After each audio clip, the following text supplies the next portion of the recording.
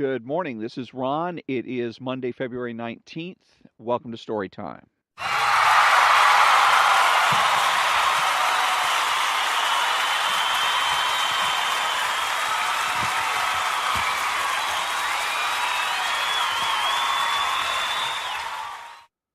And good morning. And this is the Story Time Extra. And what I was wanting to speak about this morning was because want to start get going in the direction of providing an alternative to um, talk show hosts such as Rush Limbaugh. And so I want to start by explaining some of my dissatisfaction with Rush Limbaugh et al. The um, Rush Limbaugh and some of the other talk show hosts have make some fairly glaring errors, and I've got to figure there's other people in the country that maybe like to listen to Rush Limbaugh. I like to listen to Rush Limbaugh. I love his voice. I think he's got an outstanding voice. But um, at the same time, I think it could be better. He could do better content wise. There's been a lot of people that have called his show to criticize him, but as he has noted, he is rarely criticized for the content of his show and always criticized for the style, whether how many people he allows, it bothers to let call the show and talk to and that kind of thing. So I approach it more from a content standpoint. One of the things that bothers me is that um, Rush Limbaugh and company have a tendency at the end of the show and at the end of listening to both Rush Limbaugh and Sean Hannity, I'm angry. I'm an angry man. I am driving down the road, ready to flip everybody off, and I realized after a while that, again, it's coming from these shows, that what they're doing in a lot of cases is pumping people up, getting them angry, deliberately so. Fine. But why not provide an outlet for that anger? You're going to piss people off, point them in a direction. There's a TV show here in LA. It's called John and Ken, and so John and Ken shows a lot similar to Rush Limbaugh and Sean Hannity, except it's has a tendency to be um, politically neutral, or at least more politically neutral than Rush Limbaugh or Sean Hannity.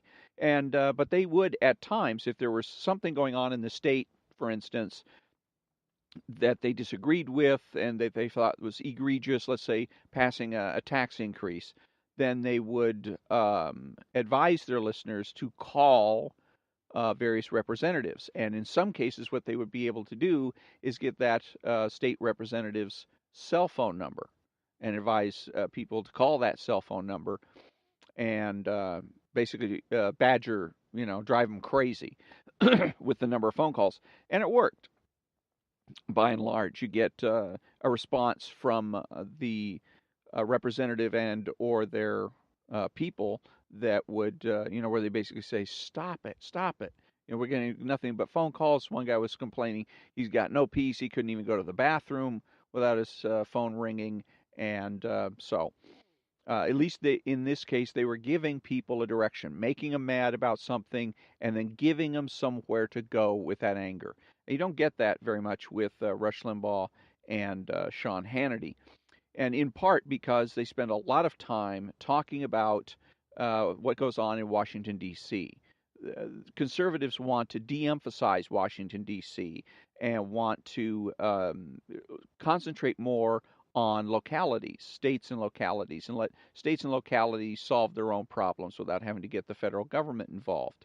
But you have it on the show, the way it's done seems to put all the emphasis on Washington, D.C., as though Washington, D.C. was the most important thing in the world. And instead of, again, finding some kind of way of showing us that it's how to deal with the problems more in a local way.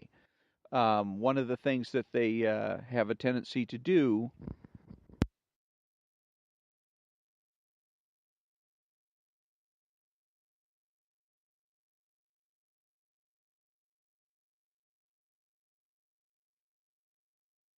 is collectivize problems. That's what the left likes to do.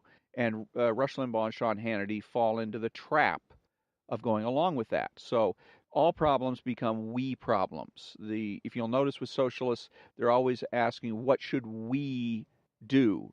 When a vast majority of problems are not we problems, they're me problems. Again, you look at what has happened recently with the school shooting in Florida, and there's a lot of people that want to make it a we problem. What do we do? Well, we will go to Washington and do a march, and we will push for gun control, or we will push for putting people like Mr. Cruz into institutions sooner, or we will deny them their Second Amendment rights and make sure they don't end up getting weapons. But it's actually not a we problem, it's a me problem. The question for me when I listen to this of what happened in Florida is, how secure am I? How safe am I? Am I likely to go into an establishment of some sort or a school and get shot or be threatened with getting shot? Although I don't think so, one of the things that can be done, I can do, as I've explained in previous broadcasts, is I can go ahead and when I go into an institution or go onto a school or happen to drive by and see that a school has apparently no security, no fence, no gate, no security guard, I can call the appropriate authorities and get on them about it. And ask them, when are you going to upgrade the security in that particular facility? Even if it's a place like, say, Vons or Starbucks, you can do the same thing. Get with them and find out, when are you going to provide a security guard? The vast majority of Starbucks that I go into have no security at all. It would be nothing for somebody to walk in with a gun and shoot the place up and then just calmly walk out. And with a security guard, even an unarmed security guard, then that might be the assailant might be deterred and look for a target of opportunity somewhere else. Another classic example, like I said, has been my high school. I see that my high school, for the most part, unless it's Saturdays, Sundays, holidays, the school seems to be wide open. I don't see any security at all. Another place is Pasadena City College. There's no gate around that school, and I don't see, although they do have a police department. I've only seen, I think they have one patrol car, and that's about it. And I don't know if they have any security guards, but I know they do have a police department. So there is a little bit of a security presence at Pasadena City College, but I don't think anywhere near enough. So that's another place where I could call them and get on them about providing better security. So it's there's not much you can do if somebody's bound and determined, I suppose, to kill people. If they're bound and determined to do it, they're going to do it. But you can slow it down. You can basically make sure you and your family are less likely to become victims in this particular situation. So, but again, with Rush Limbaugh and Sean Hannity, they get wrapped up in the idea because the socialists always phrase the question as a collective question. What do we do? And the problem with collective questions is that they are in search of collective answers. And collective questions and answers deal with government. If the idea is to have less government, then you have to put more responsibility on the individual, each individual, and not look to government for any type of a solution, not conservative solutions, not, quote, liberal, unquote, solutions either. So that's one of the big deals that I don't like about the way Sean Hannity and Rush Limbaugh, they get fooled a lot of times by socialists and socialism in various ways, shapes, and forms. And that's one of the biggest ones, is that they're not listening close enough to what's going on. They're not listening to the question and responding by saying, that's not the question. The real question is, what do I do? What do you do? rather than what do we do. Another way I like to put it is when somebody says, "What do we do?" I ask them, "Who's we? Do you have a mouse in your pocket?"